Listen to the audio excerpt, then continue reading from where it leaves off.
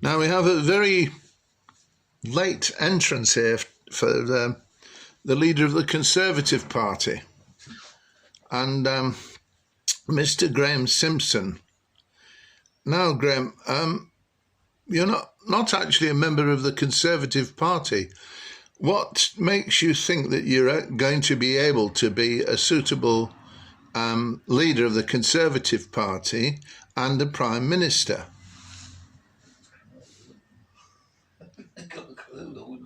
I wouldn't apply for the job. But you have already applied for it. No, I haven't.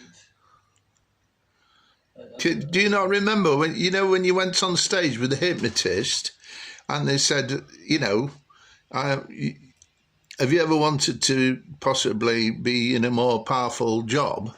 And they suggested to you that you could stand for the Conservative Party leadership, and they gave you a piece of paper to sign, and inadvertently you were entered into the Conservative, and being an honourable man, because you'd signed a piece of paper saying that you would indeed be a candidate.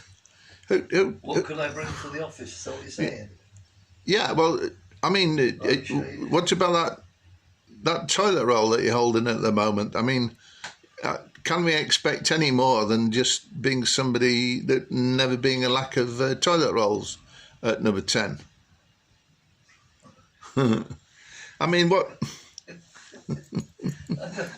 Could you double as possibly, a toilet cleaner and a Prime Minister sort of thing, to make sure the public got their money's worth, really? Because I think the next Prime Minister will have to economise to a certain extent.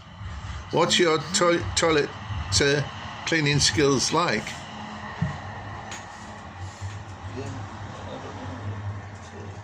Have you ever had any complaints about toilets you've cleaned? No, I've had complaints about private parties going on when COVID's been in full swing. Were the toilets involved? Well, it would have been if people felt ill, I should imagine. Well, I suppose at least. I'm not really very good at this, Al, so I'm not really good. Well, no, I think you're a very suitable candidate, sort of thing. Just let me ask the questions. Yeah. And who said you could call me Elton instead of Mr. Clough? I mean, are you going to carry on this new kind of familiar prime ministerial role where you actually use the first names of the journalists? I mean, what would you do about taxis, Mr. Simpson? I'll catch one if I had to. But, generally speaking, I've got a chauffeur. All right. Have they got a very woolly costume? Do they actually show you some fur when you get in the taxi? They have a nice furry coat. They just show me the fare, not the fur. Oh, fair enough. Yeah. So, would you try and reunite it with the unit? Sorry, not unit. I mean Europe. Would you be in favour of rejoining Europe? Yeah, I believe I would. Actually, I didn't really feel comfortable about coming out in the first place. I think we were left with, with no one to hold our hand, so to speak. We become the outcasts, really, in a way. But would you insist on rejoining Europe if the majority of the British public said no? Yeah, because they'd have to have another referendum. I think a lot of people who voted no was a bit of a knee-jerk, and a lot of people felt they'd done the wrong thing. Right. I know. I wasn't sure where to vote. I just stuck with the better the devil you know sort of thing. I see. So that would be Europe. Yeah. Hmm. So do you think it's gone very badly since we left Europe? Well, I don't know. I've not kept a kind of record of what's gone on, but I know there's been a lot of sleaze in as much as private parties and therefore abusing the general public by holding such events. Yeah, not respecting the people who. Who voted them in probably. Well, I mean, I think the main It's thing. a bit typically political. Once it that they have to go and do something to, they preach in all the things we should do, and then they go and do the opposite. And they're supposed to be the people we're supposed to look up to. I see. Well, you are quite tall yourself, though. Pardon? Yeah, I'm tall. Yeah. But you mean look up to morally, presumably? As in morally, as in decent, as opposed to physically. Yeah, yeah, yeah. I mean, because you don't want a stilted parliament, do you? Really, people on stilts. So I took a lot of. This is how, not political. Well, not political, but a sense of well-being. Having done it, I took a load of stuff up to Sense charity shop. Yeah. The other day, yesterday or the day before, and Samantha's. As it turns out, it's Sam's. You know Samantha, don't you? Yeah. Samantha's boyfriend Al. She's engaged to him, I think. But he's the assistant manager there now at that shop. Oh, yeah. Is this the one near Morrison's? Yeah. What does the charity do? They are there to gather funds to be able to use on people, especially children, I think, I'm not quite sure, who have no sense of sight and no sense of hearing either. Right, yeah. So it's called Sense, because of that, I think. That's the reason why it's called Sense, I think. They pay for equipment and that kind of thing, for the children can touch things and. Yeah, they got a lovely charity shop in Hillsborough. It's a really nice looking shop, you know what I mean? Yeah. And I worked there as a volunteer for a while. Yeah. But I got a little, with other things I didn't see it through really. But I saw Dawn the other day and I said, well, once this house thing's sorted and everything, I might pop in half a day a week or something. Yeah, well, I mean, I'm sure that'd be. I said so because I've got this wicked sciatica at the moment. Yeah. Al said I'll come with you to help you unload the car, save you having to pick things. Oh yeah. So he did, and there was a fair bit of stuff in there as well. And it wasn't a case of just dumping rubbish on them. Yeah. It was, decent gear. Good. What I mean? Yeah, well, that's good to hear. And including 1, 2, 3, 4, 4 or 5 money boxes with that you put coins into. Well, I got about 3 or 4 or 5 of them, and I gave them to him, and I said, these. I said, I think it's mostly going to be brass and copper. Yeah. But what I suggest is you take them, put up all the money, right? Yeah. And then offer that money as, from me. Yeah. Because there'll be at least 30 quid's worth, so he's having it all up. Yeah. And so whether they actually do that or not... I think they will do. Honourable. I said I'd like you to do that, because I said I could be just as easy empty it out and take it to the bank myself, but I'm offering it to you. Yeah. So hopefully you'll be okay with it. Yeah, no, that was a noble thing to do. Yeah. And it's a good cause, as you say. People without sight. It must be awful to not be able to see. But when you can't hear very well either, especially if you're stone deaf. Oh my God, you're locked in. Well, you have trouble with your hearing anyway, don't you? Yeah, no, but at the moment I'm not stone deaf. No. No. I'm just pebble deaf. Pebble deaf. Pebble deaf. Not pebble dashed. Yeah. So that's a good cause. And anything else I've got, I'll take to them. Yeah. Hopefully Are you going to carry on doing a bit of the hair work then, with the like the dolly behind you, just over your right shoulder? As soon as this is finished now, and it's out, when I've got a nice bit of space to move into. Yeah. It's not all cluttered up. You know what I mean? You talk about the shop now, or you talk about your house? My house.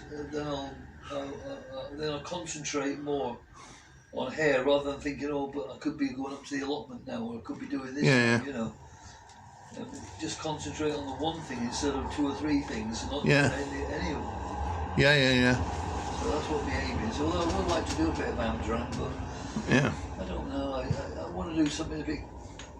You read off a script and do it, and then do it by heart. You know, not this all fancy frigging pretending you're a tree or a dead animal or something. You know what I mean? It's. Well, you've done quite well so far, pretending to be a potential candidate for the Conservative Party. Been doing a bit of improvisation. Yeah. I might go back to Barnsley. What do you call them? Lamplight. One of them. What is it? A theatre? Theatre in Barnsley.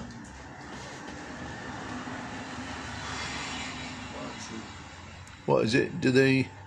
Is it like a... Lamp room. Right.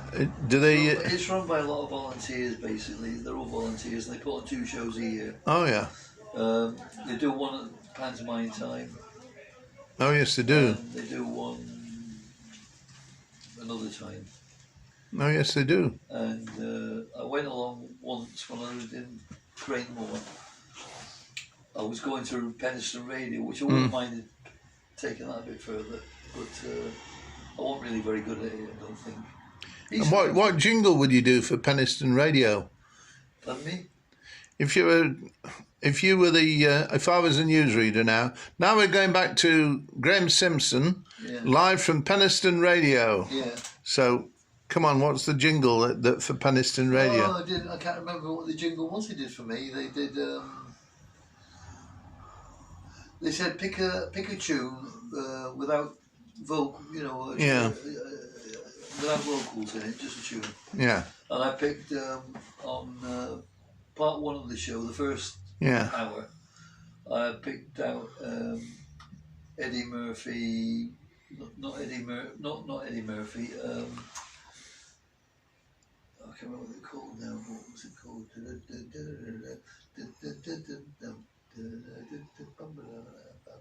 I can't remember how it goes now. And then in the afternoon, I played for the. Do you mean like Beverly Hills Cop? No, that is Eddie Murphy. No, it was Murphy. Is it Murphy? It's not Murphy. I'm sure it was. That's the wrong tune. And it cuts in and you speak, come towards the end of the tune. Like, they do the news as and then as soon as the news finishes, my signature tune comes up, without me saying anything. And then it fades into a record. Okay. And then you speak after that record's finished, Well, let me just pick one and then you introduce yourself, right? I've got excuse the comedy of this one. Da-dum, da-dum, da-dum, da-dum, da-da-da-dum, da-da-da-dum, da-dum, da-dum, da-dum, da-dum, da-da-da-dum, da-da, da-da. And then they would go into a tune. And they would go into a record. And the record would finish. And you say, well, it was finishing or something, or even actually might be when the signature tune is playing. I probably just faded it down a bit and said, "Hey, good afternoon, everybody. It's Graeme here, Graeme Simpson from on Penistone FM," and then read out the numbers of megahertz or something. Give us a call for I'm with you for the next 2 hours. Give us a call on 08, whatever it was, or email us on or or don't bother. Another form of correspondence. And then I fade the tune up a little bit more, and then that would stop, and it would go straight into a record. Yeah. Which, when that finishes, that takes us to about 10 past the hour. Yeah. And say to them, and then you give a little bit of spiel out, something out of the newspaper, or Yeah. a little snippet, and say, oh, the record I've just played, for example, say, oh, that brings back a few memories of when I was DJing, or something like that. You know what I mean? Yeah. And just talking about DJing, did you see this in the newspaper? Yeah. It's just the sort of thing. Da da da da da da da da. And then you press a button and it goes Penistone FM, and then it goes weather. Is it weather or what's going on in the Penistone area?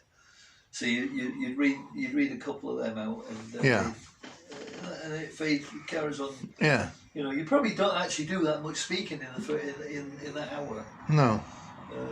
But they gave me an hour. Yeah. 2.5 hour slots. Well, I mean, the thing, people could do things on the internet these days. Yeah, no, I'd love to. I wouldn't mind having a crack at that, I must admit. Well, you could set up in Barnsley. I myself back on when he taped it. Steve Hobson, he tapes it all.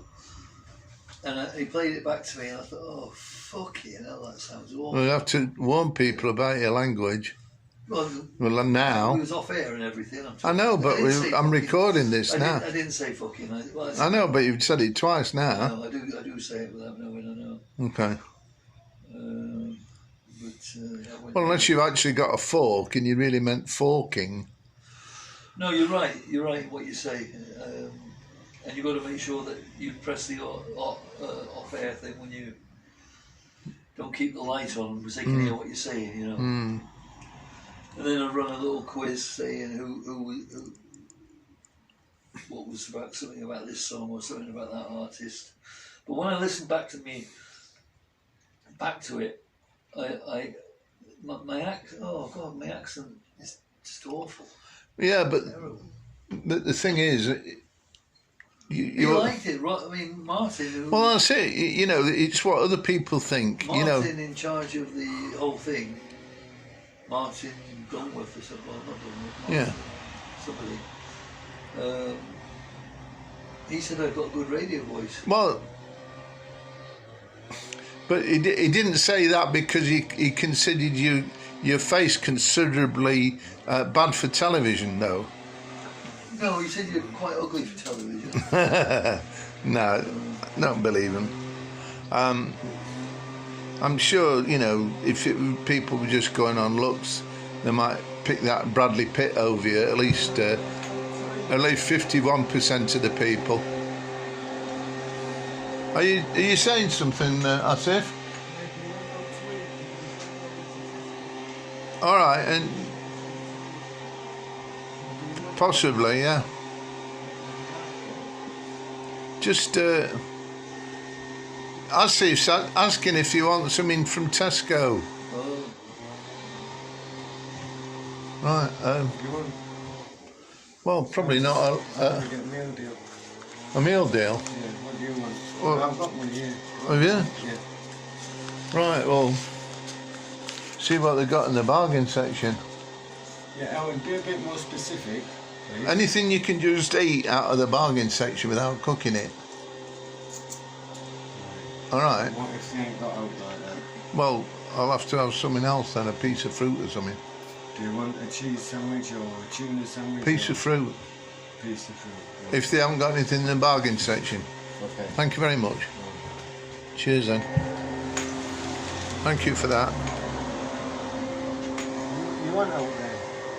You want No, egg? no. Okay.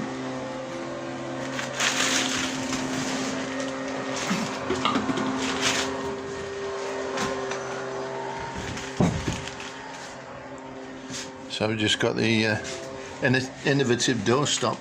So. Sorry, yeah. That was how it ran anyway, basically, and then you finish up on the half hour with the news. Did you have sandwich breaks as well? Pardon? Did you have sandwich breaks like that? Somebody... No. Okay. They won't let you take coffee or anything into the studio. No, well, he could potentially sort of... Or if you spill it or something. We spoil the machinery, I would have thought. So, and then I went down to the lamp room, but the Steve Hobson at at Radio Penistone, he does a drama group as well, but it's a bit more farcical type stuff, you know. Which I don't like farce. I don't like it. I don't think it's funny. No, I don't. I genuinely don't think it's funny. Don't you like? Do you ever watch that TV program called The Goes Wrong Show? No. That's, What is it?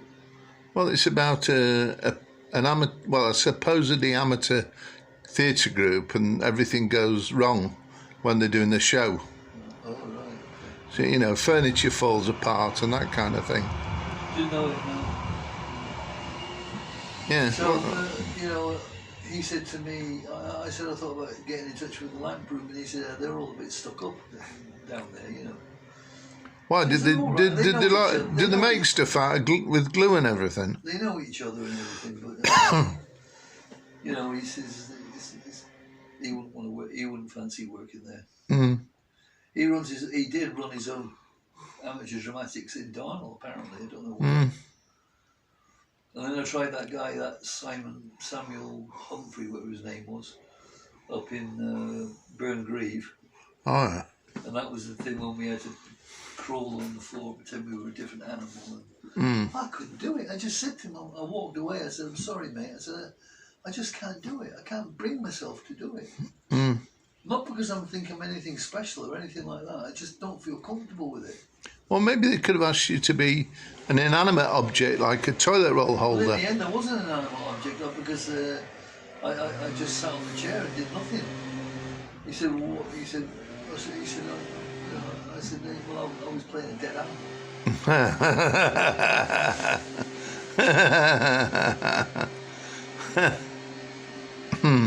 So, but what I did with him, I gave him my subscription money for the first event. I think for the whole 6 weeks or 8 weeks it was £80 or something like that. Mm. And I gave him £50, and I said, look, that'll cover what I would have done today, but it also gives you a few more weeks work as well. So what? In other words, I donated a bit of money to him and his project. That's what I mean. Oh, I see. Well, this amateur dramatic thing. Yeah. Right. Well, at least. Not something to make a habit of doing or anything. No. Yeah. So, and I thought about ringing Steve up again, Steve Dobson, but they were doing training sessions and radio presentation sessions and stuff like that for a degree, for a diploma. You know what I mean?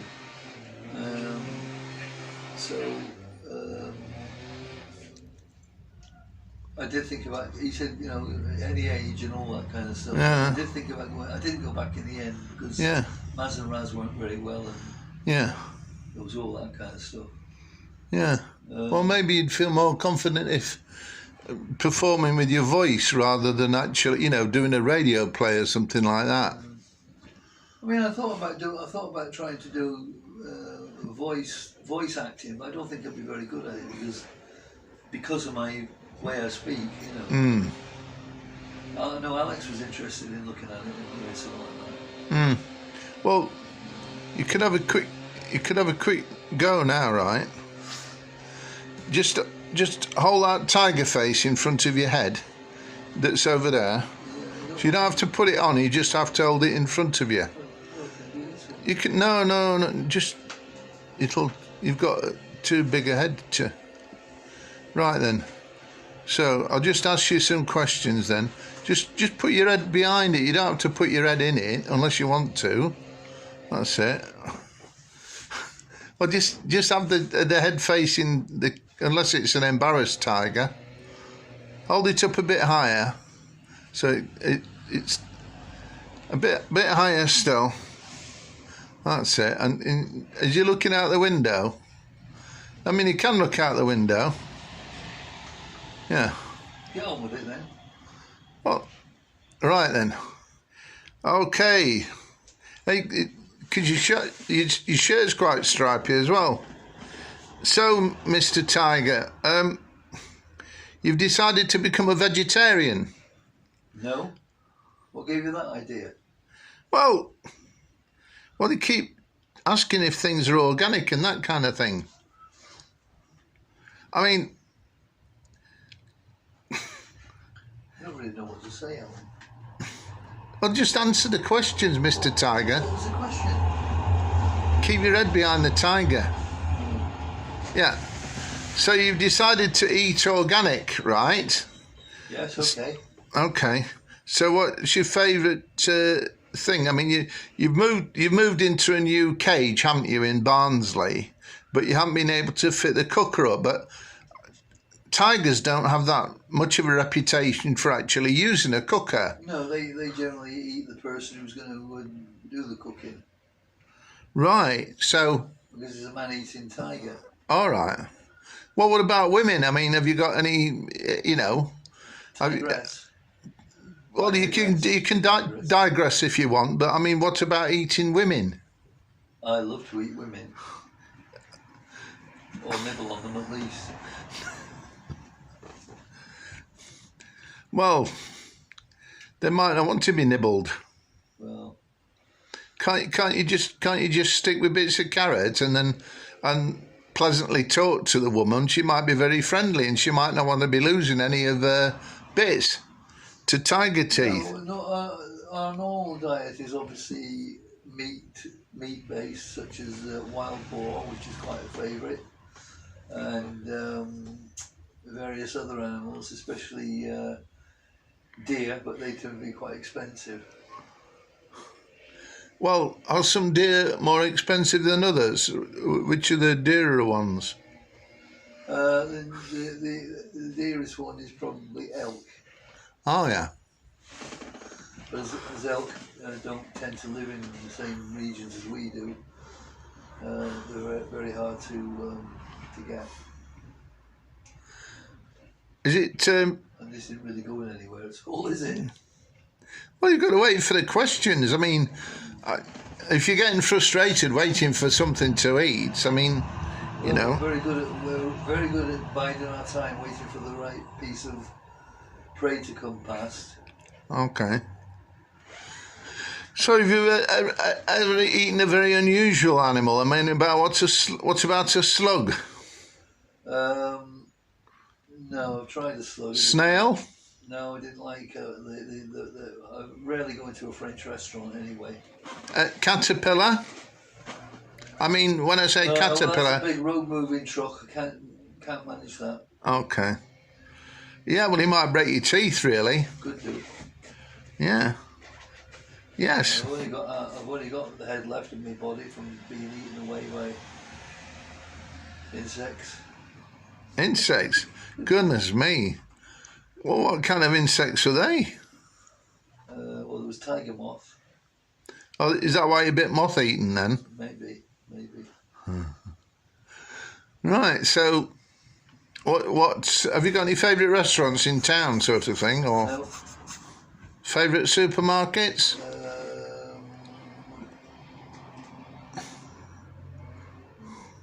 Lions Are Us, or Thinking. No particular favourites, no.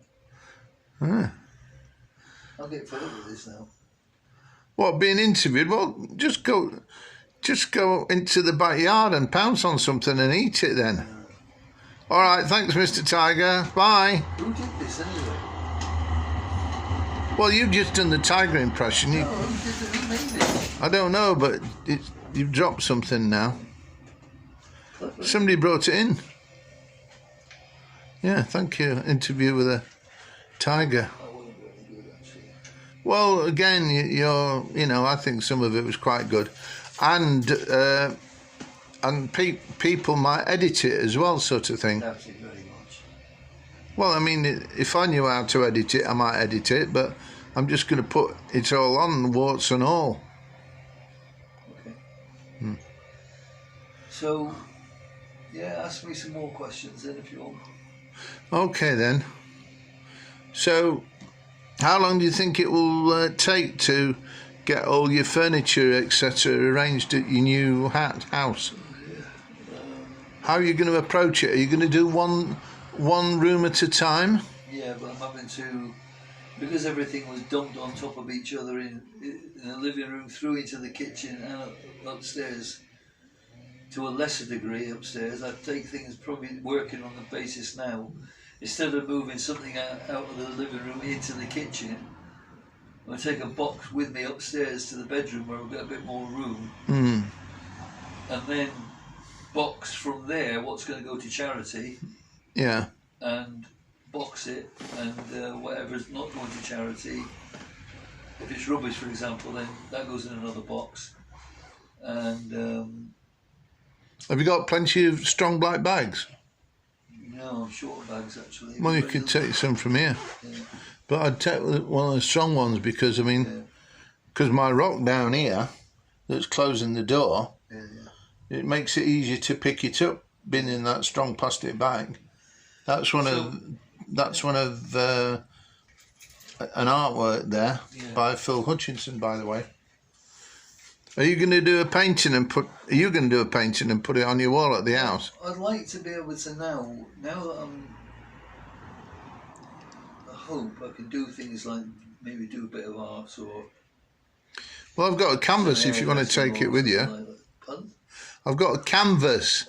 Oh, a canvas, yeah. I've got some canvases, but yeah. Have you? Sure. How do you start with a canvas? Do you paint it first with some? You paint? Well, some have already got white stuff on anyway, Yeah, and I've got. If I get a clean canvas, right? How do I prep it? Is that what I have to do? I think some are prepared already, but otherwise I've got a tin of white preparation paint. What paint? Paint that is used for painting on canvases to prepare them. I've got one of those, and I've got a spare canvas. Okay. And I've got some paints. Okay. Well, can you just hang it till it just get a bit clearer? Yeah. I will do it, but I need to be clear. I've got to get my mindset into Okay. Clear. It might make quite an interesting painting though if you have a painting of your unclear room. Might be an interesting thing. Thank you. Thank you very much. I'm in your bargain section. Okay. I'm going to put some apples Oh, thank you. and some oranges. Thank you. You gonna have some? No, You just put those in the fridge, please. Thank you. Thank you. Yeah. These are peeled ones. I'm just going to eat them as they are, I think. These are oranges. Oh no, the apples. Yeah. Yeah. So, do you think you'll enjoy getting it together then? The house. Will you having it? Will you enjoy sort of living there? Well, not living there so much, but Having a house. I mean, will you enjoy sort of? It's like a bit like a jigsaw you got at the moment, isn't it? Well, you could call it that, yeah. Well, because there's some bits that won't fit in the puzzle, so you're taking them for somebody else to. There might be some bits which need putting in the bin, so that's basically like the torn plastic bag that all the jigsaw pieces came in, sort of thing. Yeah. And there's other pieces that you'll enjoy putting in the right place, sort of thing, so that everything fits and nothing is too much. Yeah. So. The medications in bags, so if anyone comes in, just make sure that, it's I'm going to get off in a minute anyway. make sure they don't take the medication. Okay. There's a lot of people like them sort of tablets. All right. Well, why don't you hang it up underneath the hairdressing gowns? Or medication. Yeah, in a bag. Nobody will know about it then.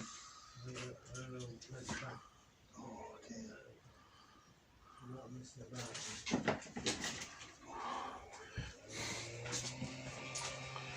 Right then, Grass. Taking this bottle. Hey, do you want to do an extreme close-up? No. Oh God. Everybody, this is old Graeme speaking. I'm about 83 now, and I managed to stumble on, but with this sciatica, it's very difficult. Please bear with me. Hey, you could get a job on Sciatica television, because they employ a lot of people, don't they? Or is that Sky? Is it different? Yeah. Are you going to say goodbye then, Graeme? Goodbye, everybody. Goodbye.